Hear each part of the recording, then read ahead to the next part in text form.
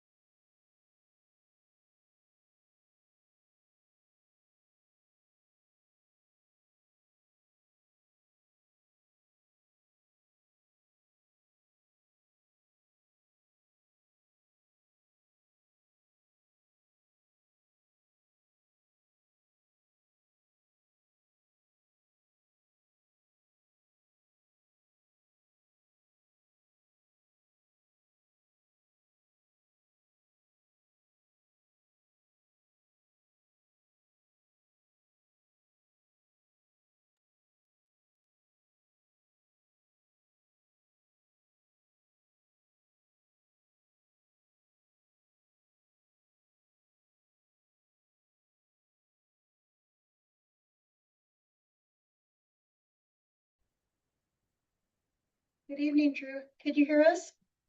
I can hear you, Mayor. Can you hear me? Yes, I can. Great. Okay, we're gonna go ahead and get the council study session called to order for Tuesday, September 9th, 2025 at 6:01 p.m. Okay, we're gonna go ahead and go on to 2A. For old business, discussion of the Yakima Valley Library contract. So I know we had talked about this at the last meeting. And we did bring something up. I want to say they wanted a what, 167,000 total. So I don't know if y'all want to move forward or at the end of the year, we close it. I think we've done what we can to try to save it. I think it's just the money part that they're wanting. So I don't know if you guys want to. So again, that's what they want, or that's what it's costing them? What is it, the dollar amount that they exactly want? Is that what it is? The 175? It was. 167. Yeah, they're requesting. That's for indirect cost. Indirect with cost. The direct cost. That's how much it's costing for them. To Oh, it's costing that much for it Yeah. to keep the library here. The direct cost of the city to run the library for the city is about 68 or something. Oh, okay. But with the indirect cost, it's like 140.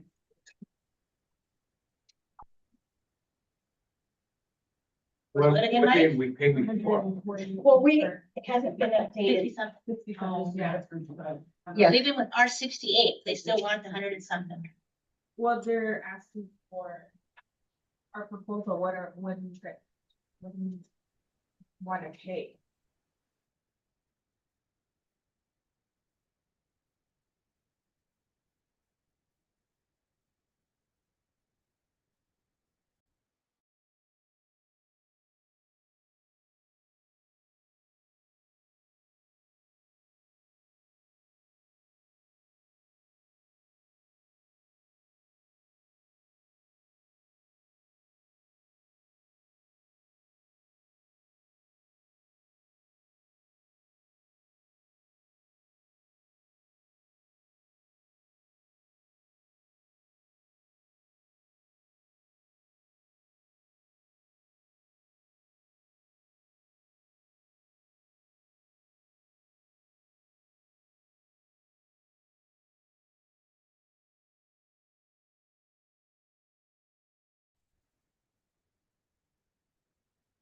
Why don't we do that then, and before that, we just completely say we shut it up? Because I think they had made up their mind in August, if I'm correct, Marty? It was the end of August. Huh? It was at the end of End of August. August. But they're waiting for us still to Since we didn't give, offer. well, we didn't give them an offer, we kept bringing it to the table for council to direct us on what to do. Nobody made any suggestions, so we just kept having that conversation, of giving us one more year to at least have it open, and then we figure it out for the next year. We But- said no to that, correct, because that's not offering any money. How about we offer something? We could try, but I know they're very pushing on getting it in August, so we could try. Oh, you got to see her? Yeah, Vera was here. She's very, yeah. Wants their money. They want their money. So just kind of put you up to speed. Tootie, you weren't here. So, the library is asking, for a certain amount, just because it's been since 1949 or 48, 49, around there, that they haven't, upped their fees for the city of Mapton. So they're wanting to close the library if we can't come up and meet the agreement that they want, which was at the end of August.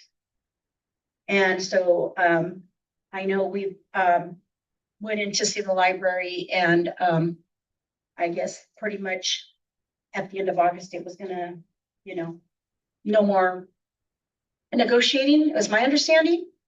Buddy, would you say? I mean, kind of what the email. Deadline as well to submit to the county for their budget. So we can try, but I don't know if there's still. I say we at least try. And then didn't we talk about something, adding it onto, property taxes? You guys weren't here then. And into the taxes that citizens pay to help keep the library open. That would have to go. It would have to be annexed into with the library. And even at that, if we were to be annexed, they wanted to close down. They wanted to just have the mobile ban come to my city. So then we want us to be annexed. Even if we were to get annexed, that's what they suggested, is having. Even if we pay them whatever they want, they still don't want us. I mean, I think if we can come up with the 167,000 that they want, but this would be a yearly. And this could go up eventually. And because they are gonna become union, so now they're getting a little more in depth with their finances and stuff like that. So, Drew, do you want to add anything to this? Hi, Sophie. No, I only to say that I read the proposal, or how they, the letter that they sent to the city.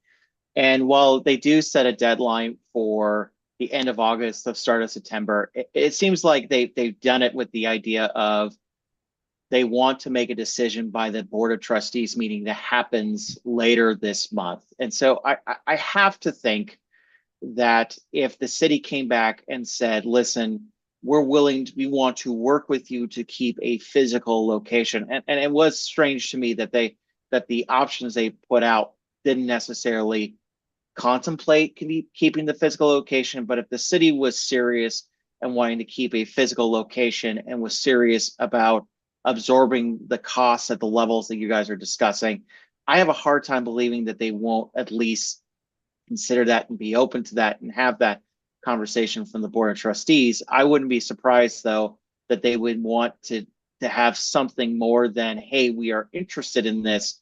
They would probably want to see something close, probably some sort of council action, with the intent that if something could be reached, the city is willing to dedicate the resources to keep the physical location open at this time.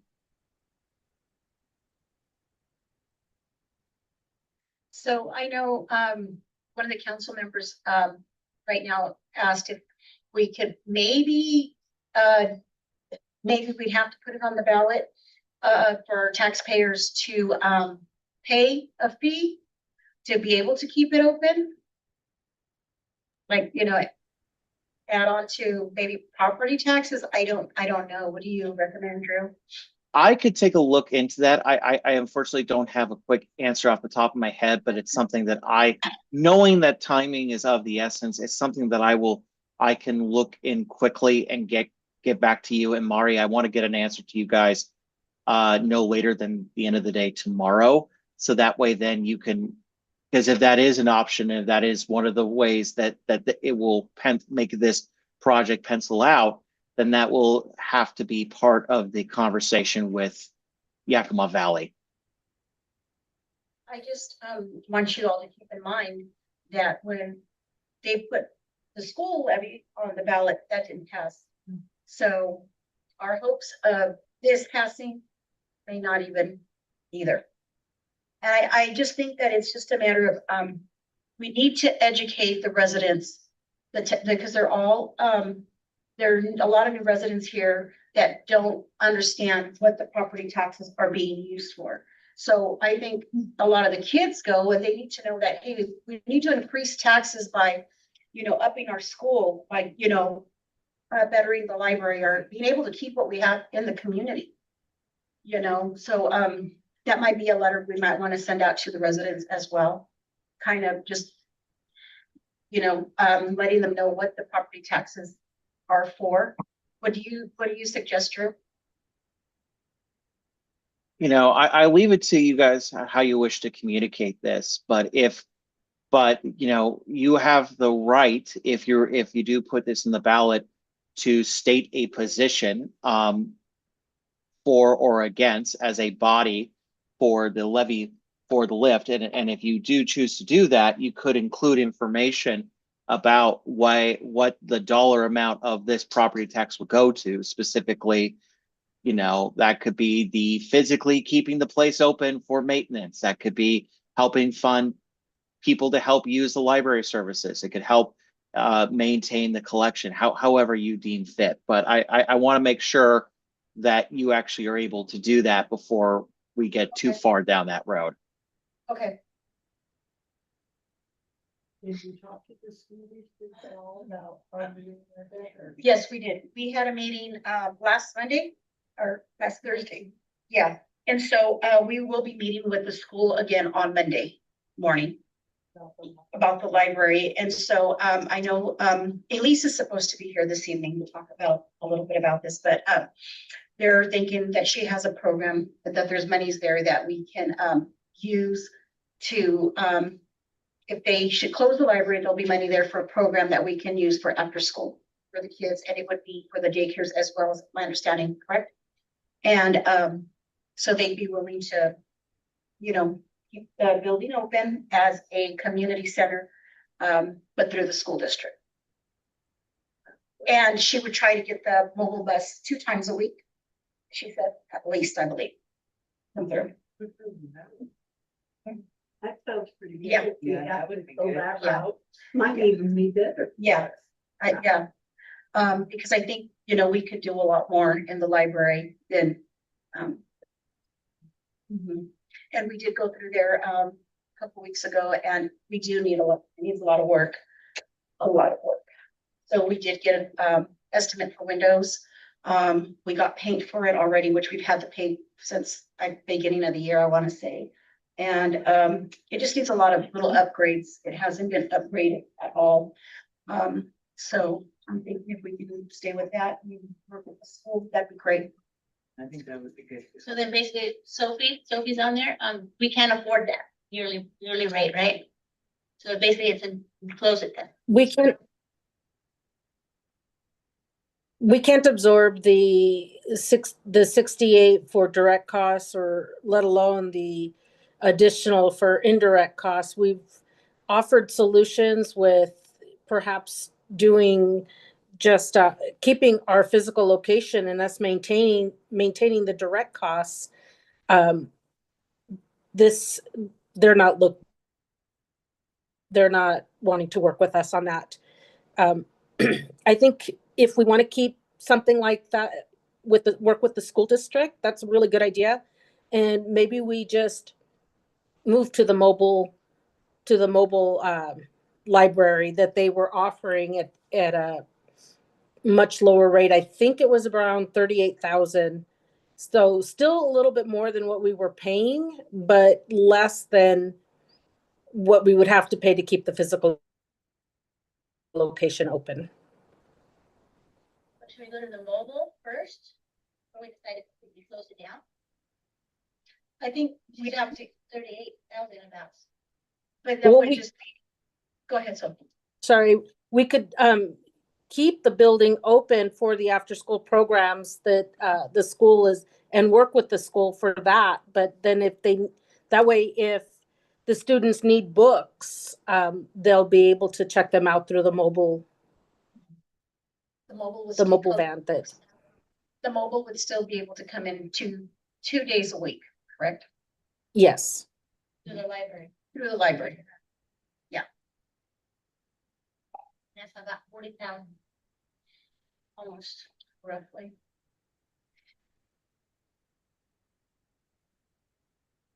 So, okay, we're gonna go ahead and move on. How many other libraries are they?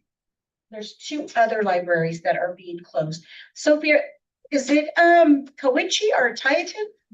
And It's- Tieton was on the chopping block, and from what I understand, they decided to just close because they couldn't absorb the additional costs. I believe Granger was also on the chopping block, but they've decided to cough up the money and continue their services. And I don't know what their services all entail, but I did hear that Granger was going to keep their library services. So I don't know if they decided to go with the mobile unit themselves as well, or if they're going to pay the full amount.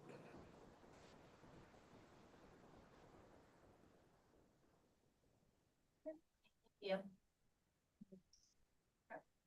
so I'm just looking at an email right now. So I guess we're gonna go ahead and the school district wants to collaborate with the city of Mapton. So we're gonna be doing monthly meetings, and I believe we're gonna work on this together to go ahead and let the school do their thing, bring in the mobile bus. And at the same time, the kids could be able to, do activities, and they were gonna be in charge of the volunteers or the staff. So that'll work. Yeah. So then we're breaking ties with the college, with the library. Library. And I mean, maybe later down the line, you guys can budget it into where we can bring it back. But I mean, if this works out great, that would be good. Something a little bit different, we don't have a community center for the kids, so. Right, okay. Great.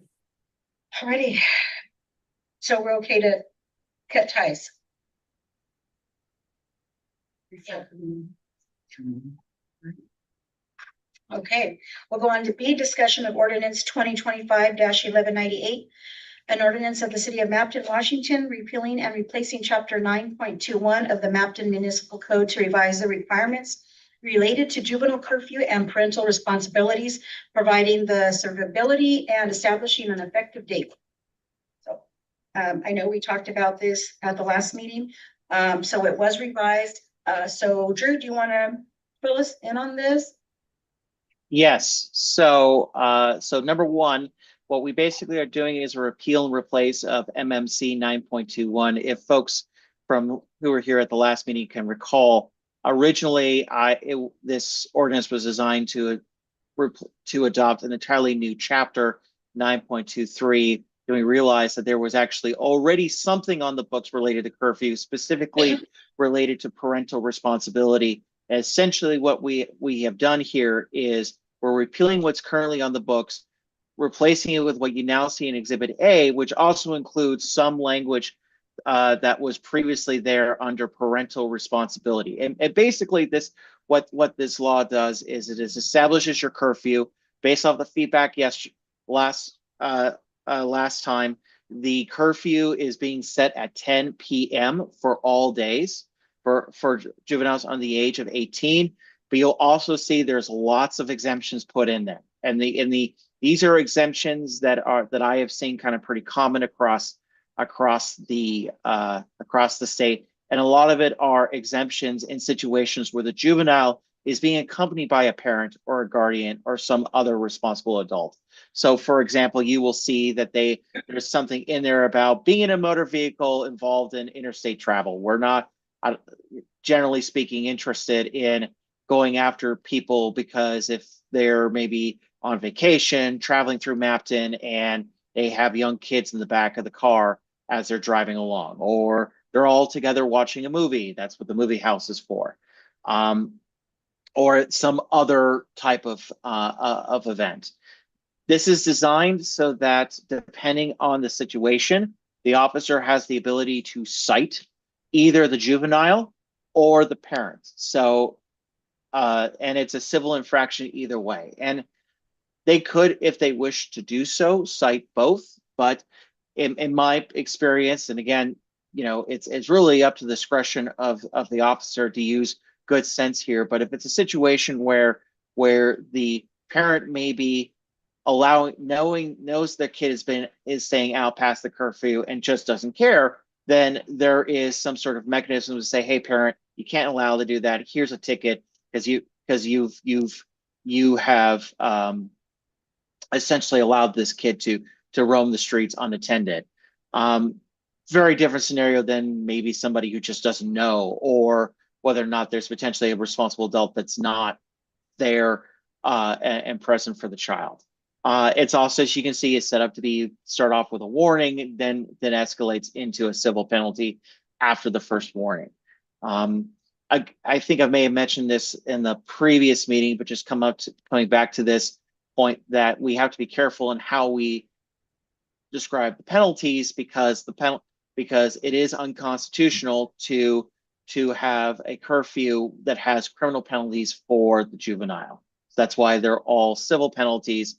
And then finally, we also want to make sure that the officer has the authority to transport the kid home. If you've got a 13-year-old out at 11 p.m., probably the best thing for them to do is to be back home. And this gives the officer the ability to take the kid back home and maybe have a discreet conversation with the kids, with the kid's parents.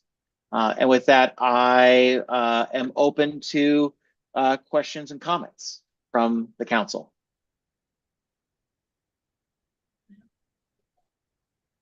I have a question. Did you had a chance to read it? Yeah, we did now. I see, I have just a question on A. They both say have two, Doesn't have writing. but they both say 10 to 5 p.m. So it should just make it just one, Monday through Friday, Monday through Sunday? Or did you mean it to be different? It was supposed to be 11 o'clock on Friday and Saturday, Okay, so that's probably what the difference is, yeah. so it'd be Monday through Thursday and Sunday, 10 p.m. So then the number 2 should be 11 p.m. and it should be Friday, Saturday, Got it. instead of Saturday, Sunday. So what-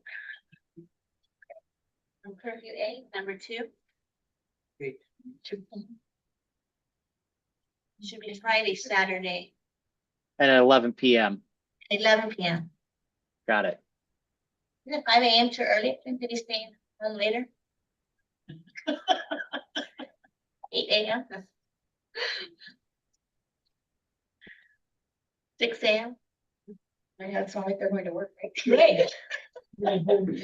Right. 10 o'clock in the morning, you guys are allowed to go out. 10 to 10.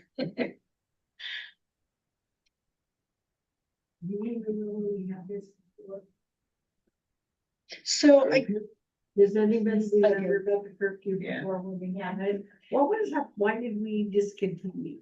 Anybody remember? I don't think it was being enforced. Yeah, I think this wasn't being enforced. And then I remember at one point, supposedly it was unconstitutional that they were doing it, period, you know. Yeah.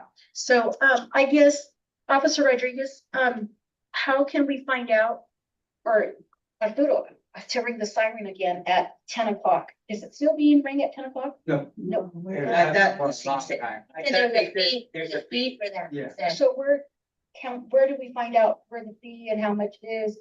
And so we can get that, I'll have to talk to Luke about it. okay, he would quit coming. I don't know, I haven't. Maybe you guys should talk to Luke. Okay, so we'll reach out to Luke and then we'll find out, see what the fee is and get it going, okay? Um,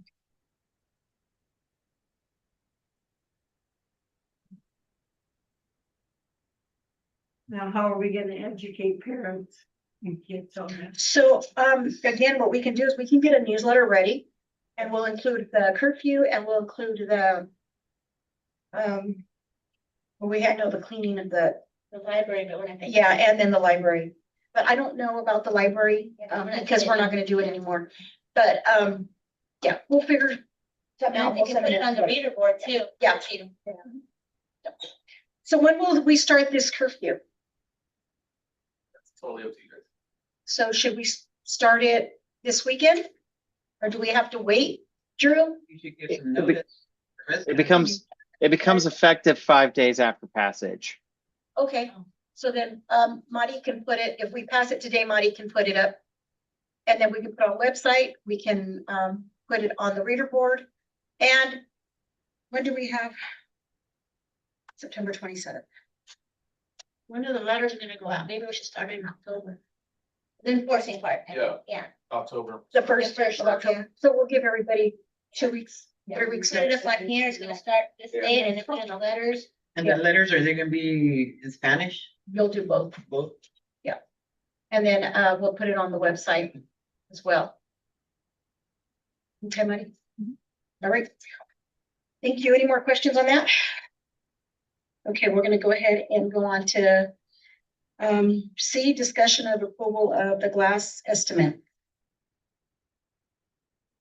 So, we got just the one glass estimate. We did call out to a couple of other ones. Nobody came out. And, I've tried calling Foster several times. I think Marty called as well. They have, Right? yeah, even Sunnyside, so nobody's wanted to come out. I don't think they want to do the cutting of that glass, to be honest.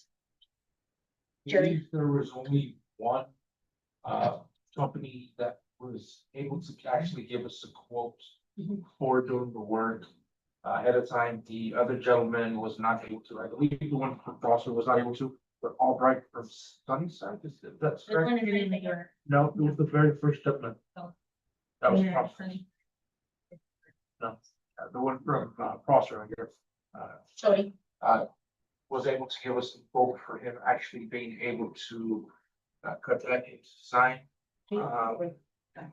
Or Well, we I got one for him. apologize, it was McKinley, commercial glass and door. Kenny? Yeah, Yeah. he was able to look at everything and take a sample of the glass that was broken, get us the quote on something very similar to it, so it can keep its originality and we don't deter too much from what it currently is. And actually be able to do all the work. Some of the other companies were having a difficult time. They weren't sure if they were going to be able to and how expensive it was gonna be, so they couldn't even provide us some quotes. But McKinley was able Getting to. from the trade union, yeah. Yeah. Yeah, They're the I ones- apologize. Okay, So we need it's to the only really, one we got, yeah, and this is just the church church and library. and library, both, Well- okay. Well, as So, looked at door hinges, I don't know if you guys have had a chance to stop by there, but the door hinges are starting to deteriorate to the point where it's difficult to open and close those doors, which I know we just replaced those glass doors as well, so I. Library, you mean, or the At church? the church? I think sure. So, and we need to really, approve it. If not, this quote goes up in 30 days because it says it's only good for 30 days and they did this on last month. Eight sign, Pastor, Sherry Pastor. Yeah. So we're hoping that he'll honor it, tomorrow if we can get this approved. Because we've been working on this and waiting for it all summer. Okay, any questions? Okay, we're gonna go ahead and go on to 3, new business. We're gonna go ahead and table A for the next meeting. B, discussion of resolution 2025-22, an agreement with the Chronicle Cemetery Services for the digitalizing of the Mapton Cemetery. So I know he was here at the last meeting. He did discuss, if we wanted to move over to being digital. I wanted to ask Marty if she did bring the book. The cemetery book, forgot it. Okay, So, this will take 8 to 9 months to get it up and going, correct, Muddy? Yeah. So, I think this is something, that would be good for the city. And, yeah, the book doesn't look very good right now.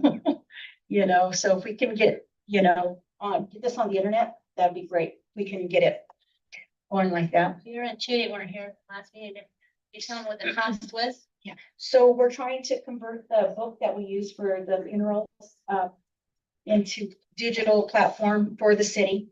So when Joe goes out to the cemetery, he can show everything out there, what's available, what's not available, what, already been sold, and he'd be able to find the plots. Right now he's having to take a book, and the pages are. That book's so old. I mean, it's really old. So, and I'm sure, so what we can do, we probably can have Jerry run over and get it, so y'all can take a look at it, or more than welcome to stop by. Have you? Yeah, And I think Judy is also telling who's buried where, correct? mhm. And what's the cost? So this, estimate is going to be about, what was it, Muddy? You talked to him the last time, correct? It was in our paperwork. that- About 10 to 12? This is 45. 12,720. Something's 45, and I did tell him 12,726. when he said, it's gonna take about 8 to 9 months to get it all completely done. I did tell him we're at the end of the year, that we're trying to budget for the next year, so they said that they're willing to do half now to start the project, and then the other half at the end of when everything gets converted over to. So it'd only be half of it at this. So it'll be 6,000. But still, the total price is that. And then what's the yearly? Is there a yearly cost? The year.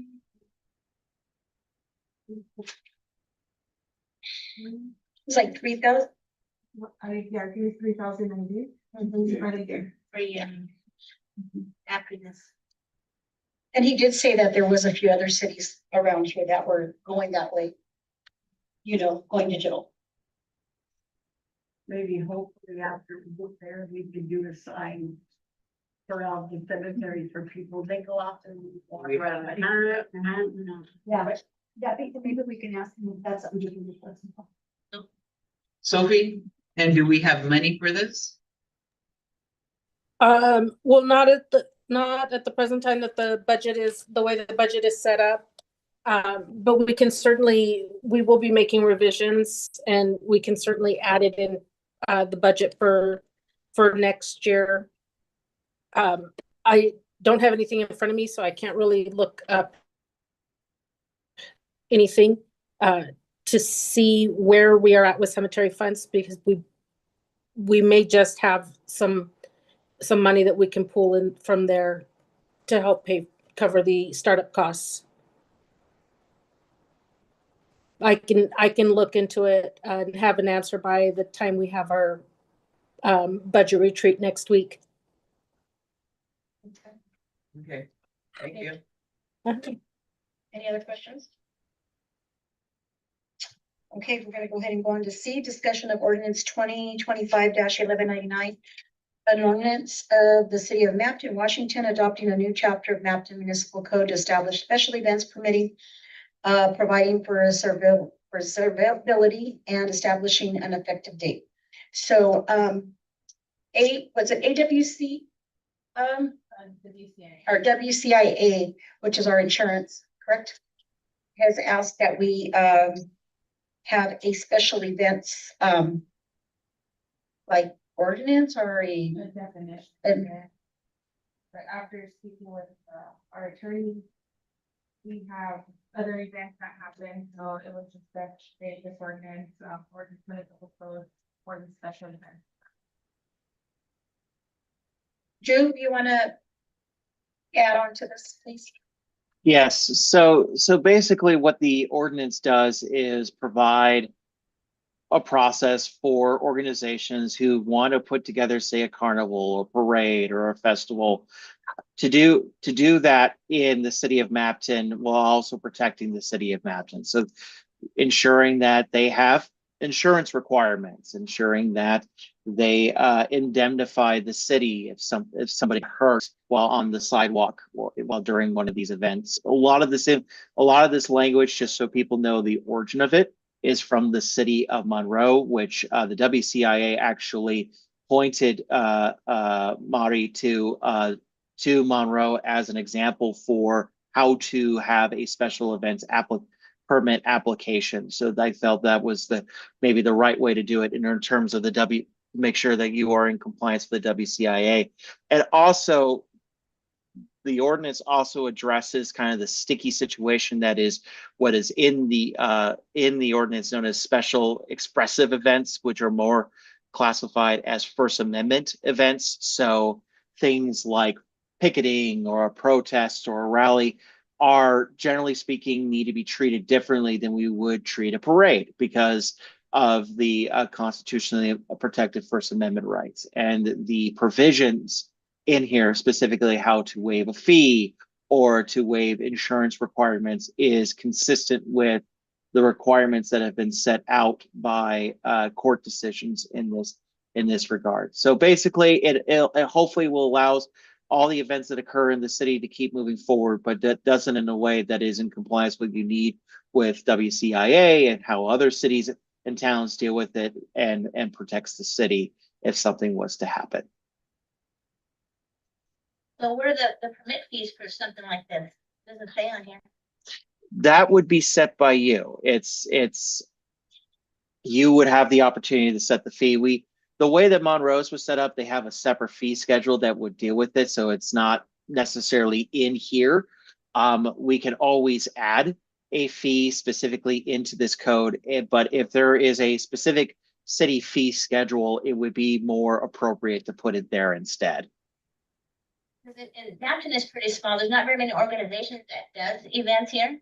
Maybe Mhm. one nonprofit and maybe one church that does events. Mhm. Two churches. Oh, no, 3 churches. That does events. And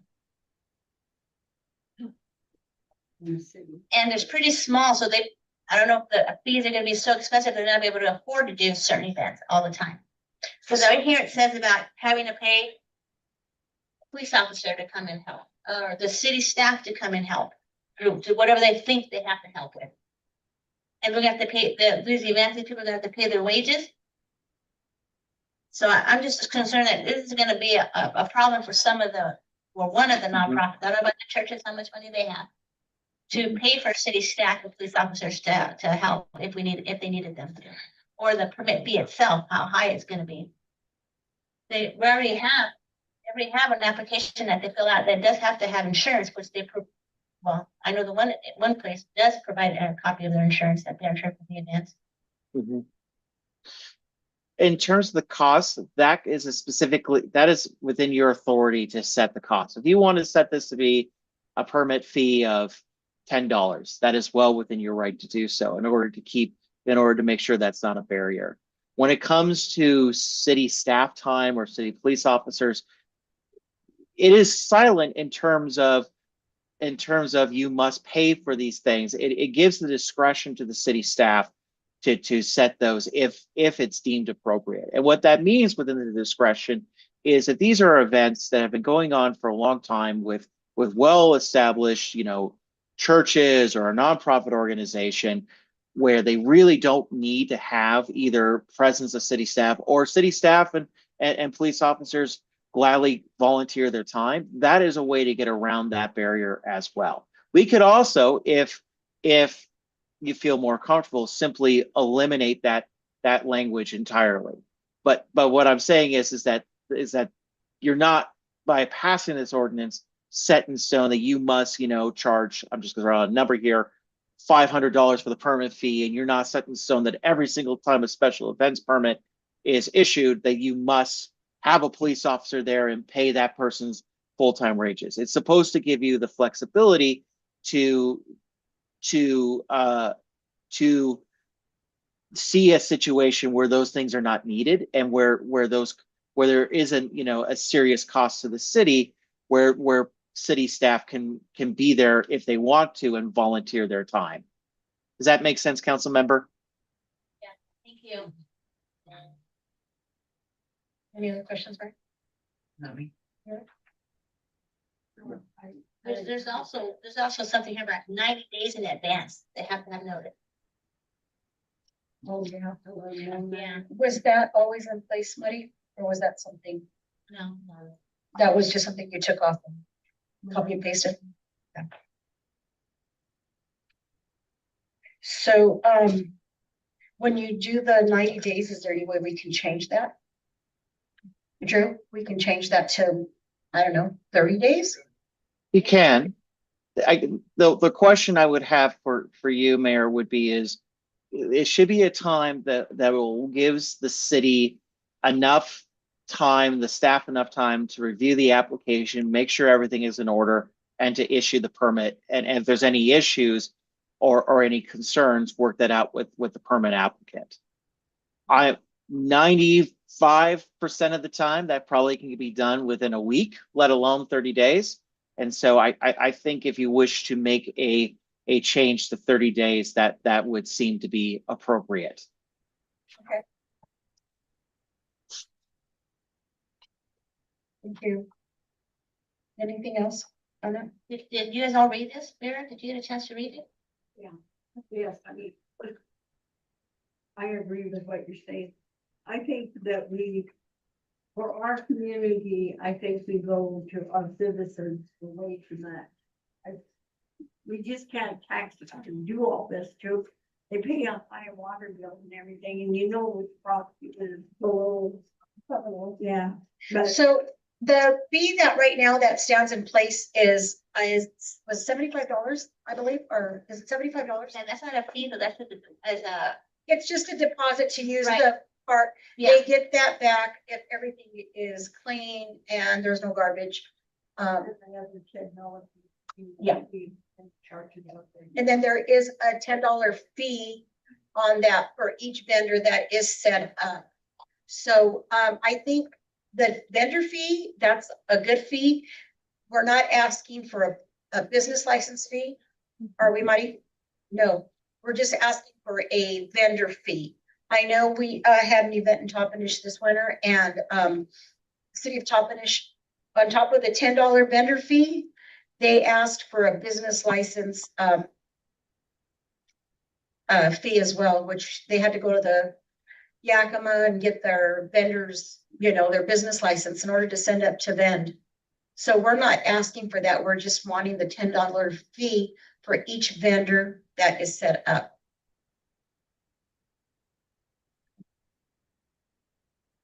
Which I think is reasonable. I mean, that's been in place for a long time. Correct. Mhm. that just started. No, Yes, no, yes, no, it hasn't. yes, it never happened before. Only No, Mari, Yes, we've never started. when you came in. we've doing this for like 10 years and we've never had to pay that extra $10 until you And put. I was told that it's always been when I came in and we started, Sylvia was Actually started when you did it with the coffee shop that was right here. They Yeah, tried to do that's it. it. No, so see, Sylvia said that was already in place, so I don't No, know. if it was in place, it never got. To the, okay, Yeah. so I don't know. And I have Okay. another question on here, numbers page 72, where it says waiver of fees. It says the only fees associated with the city facilities may be waived if they meet the following criteria. Just say all four has to be met or one of them have to be met? One of them have to be met, Just one have to be. just okay. one. If they meet the following, it should say they meet any of the following, right? So, okay. Does this have nonprofit on there? Here? Any activities that are open to the public without discrimination?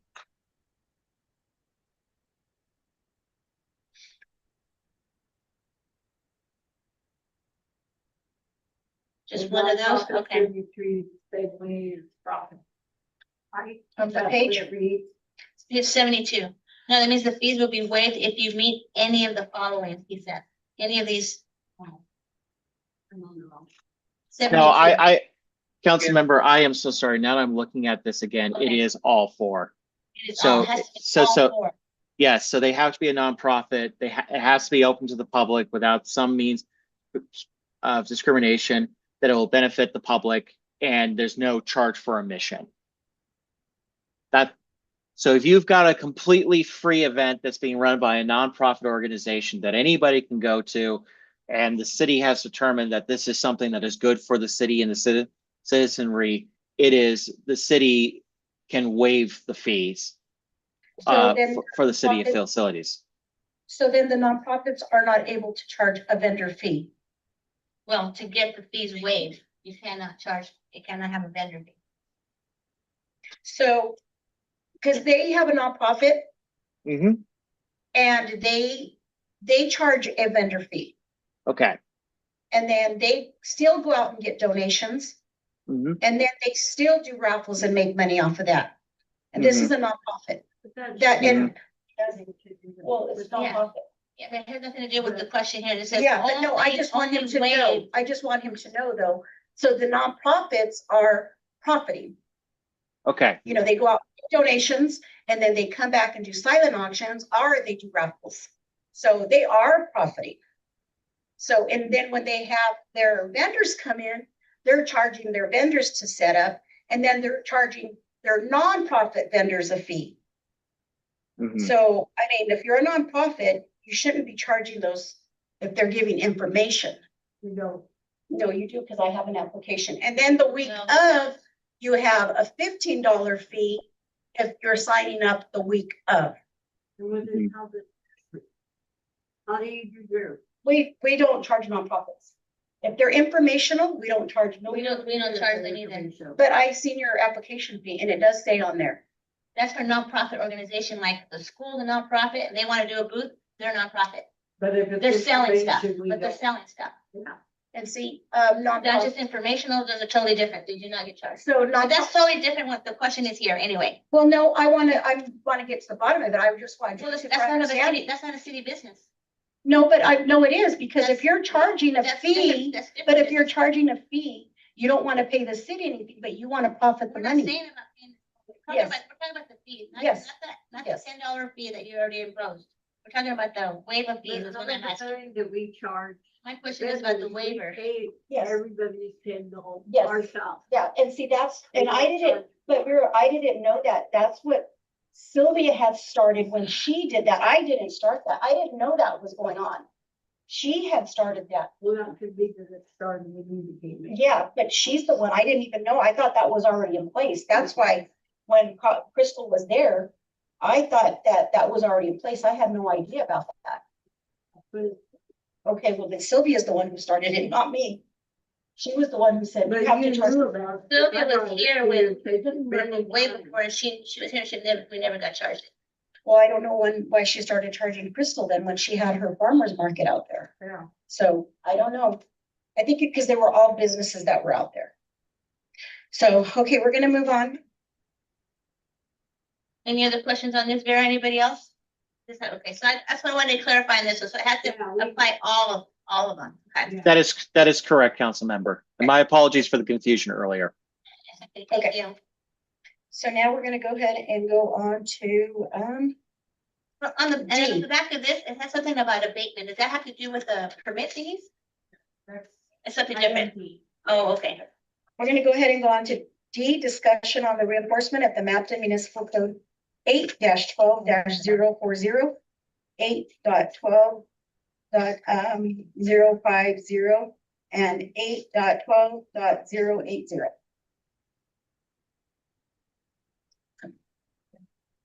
What's on page 75?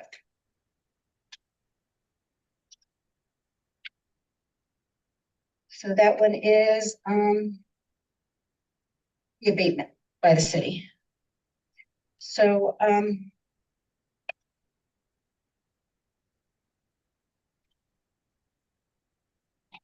I didn't get to read this, y'all. Were you just discussing, about reinforcement? There's. So, do you want to fill us in on this, Drew? So, and I would say Mari has, as it kind of explained to me, that there might be some nuisance properties within the city that you're attempting to clean up.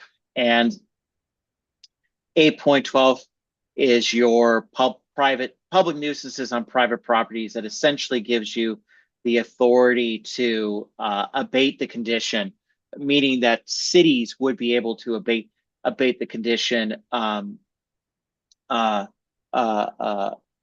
instead of having the property owner clean it up. And in my experience with anything, particularly with code enforcement, the big question I always come back to is, one, have you had a conversation with the property owner to see if you can get voluntary compliance out of them? Two, if you can't get voluntary compliance, can you through your formal code enforcement process get compliance? And if not through your public code compliance, what is your options then? Do you then move for summary abatement, or do you have a nuisance get declared by a court and then move on to have the court order them to clean up the nuisance? Or do you just go in and declare a public nuisance? This code allows you, under certain conditions, to declare that a nuisance can be summarily abated, meaning you can just go in and you can clean it up if you can believe, or you reasonably believe, that there is imminent or immediate danger to the health and safety of the public. And that is usually kind of a fungible term in the law, but basically, in many ways, you have to be able to point to something that says that this condition is going to cause X, and because it's going to cause X, we absolutely 100% needs to have happen. And so if we take like a traditional way of how public abatement works, or and I don't know if this is what the situation is, so if this scenario isn't applicable to what the concern is, feel free to change it on me. Let's just say you have somebody with a bunch of junk vehicles on their property.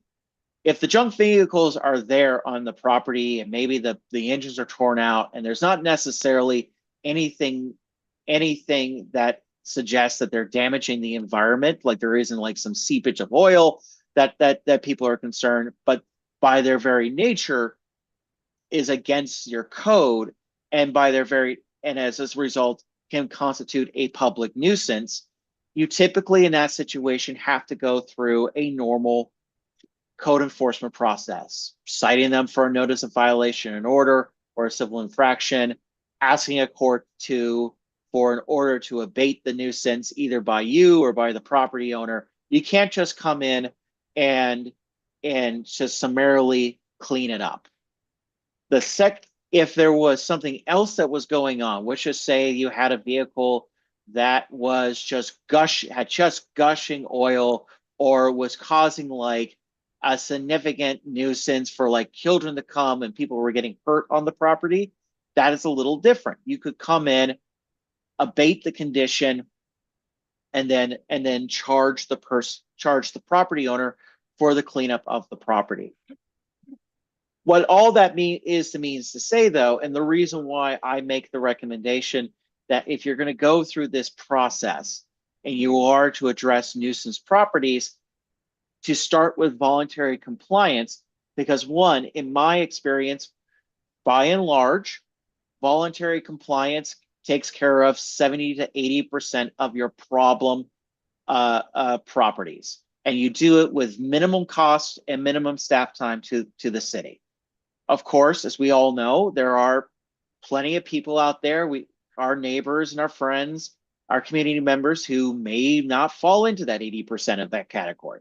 So then the next step is the formal process, which again starts off with your code enforcement officer issuing a notice of violation and order. This takes care of usually another 10 to 15%, because now there might be civil penalties involved that people don't want to pay. So now they have an incentive to clean up their act.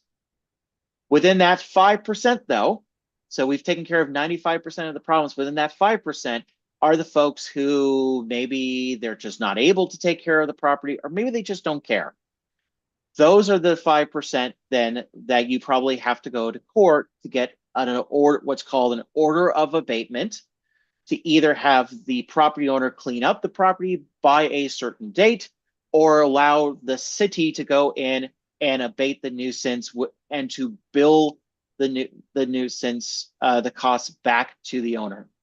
Even though you're in a position to to bill those costs back to the owner, it is still costs a substantial amount of money to the city. And, we will do if we're ever in that situation, we do everything that we can to ensure that the time that we spent on a case like that is done efficiently. So the upfront cost of the city is as minimum as we possibly can. We attempt to not only get your costs back, but we also oftentimes, and I need to double check your code to make sure this language is in there. And if it's not, that will be a recommendation that we add it. Many times we were dealing with code violations. If you have to bring a nuisance lawsuit, you also can provide language in your code that says if the city prevails, you get your reasonable attorney fees back. So in other words, we're able to then been able to defray some of the costs at the back end by saying not only do you have to pay for our staff time, the cost of the cleanup if we have to go through that, but you also have to pay our attorney for having to go through this process in the first place. That's not always a guarantee that will happen. And that usually will happen maybe a few months after the initial lawsuit has been filed. So you're working with us for the next 3 or 4 months with fees, piling up. That can be, a stressor on the budget. And so again, if you think about it kind of like as a staircase and we have each escalating step, it is always smart to start off with voluntary compliance if you think you can get it, and then take each incremental step until the last step, not only to build up what you've done and give the property owner multiple opportunities to correct the issue, but also to do it in a way that is most cost efficient for the city as a whole, where you don't have to rely on, well, okay, there's a problem here. We're just going to go directly to the attorneys to have them file a nuisance complaint and incur tens of thousands of dollars in legal fees that we will hopefully get to recoup at the back end.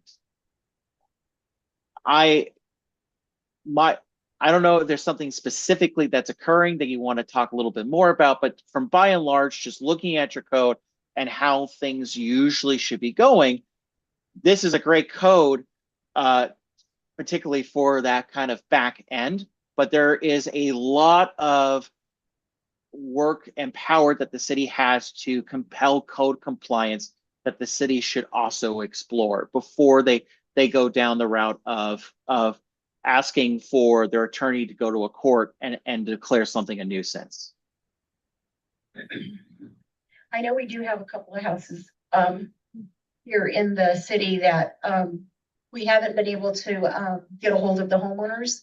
Mm-hmm. The house has been empty I've been mayor 4 years already, going on 4 years, and we've made attempts. We've gone to the county and there is no current address, no current phone numbers for them, and no way of us to get in touch with the homeowners. We know one, we just know one being in Texas, but we don't have any information on them. Mm-hmm. And the woman is deceased as of this year. I want to say 2 years. And then we have a building that was brought down in an accident that I've been trying to work with the gentleman, but he doesn't have the money to clean up that property. And it's an eyesore and it needs to be cleaned. And there's quite a few homes. I think there's about 4 right now that I can think of off the top of my head. So that we need to see if we can make. Mm-hmm. Well, and just hearing that, and I think what would be best is if Mari and maybe you as well, Mayor, we have a conversation about those 4 houses, because I'll need more information, because they sound like several different things. Like, for example, the first house you just mentioned, that's going to present unique problems because we just don't know where the owner is. So we got to figure out what the best step is for the owner. The second house you've just described, I'm a little concerned about, just because if it's a house that's fallen over, collapsed, my immediate question is anybody been able to access inside the house? Is there is this something that might require more immediate attention from the city? It sounds like the property owner may be interested in, or is at least acknowledging it's an issue, but doesn't have the means to do it. So does the city decide to abate the nuisance by itself, knowing full well that while it has the right to bill the owner the costs of fixing that problem, it may never see that money if that individual doesn't have the resources to pay the city back. So I think Okay. that's a question we should have, a conversation we should have. We'll reach out to you then and we'll have that conversation with you. Great. Thank you. So we're gonna go ahead and go into, we're gonna go ahead and go into executive session. That should take maybe 5 minutes. I would just do 15 just to be safe. Okay. We'll do 15 minutes. So, we're gonna go into executive session and it's RCW 42.30.110. Current potential litigation action may be taken on reconvening of the meeting. So we're gonna go ahead and adjourn this at 7 o'clock and we should be back at 7:16.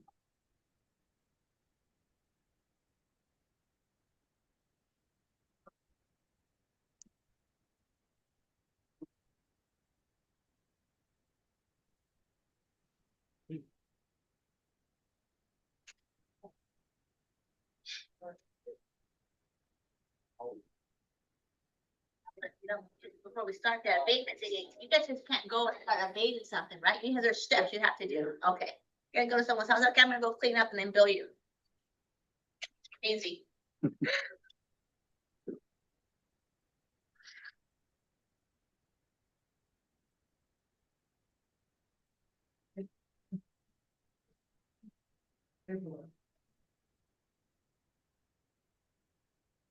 Mari, do you have the copies of the settlement agreement for the council members?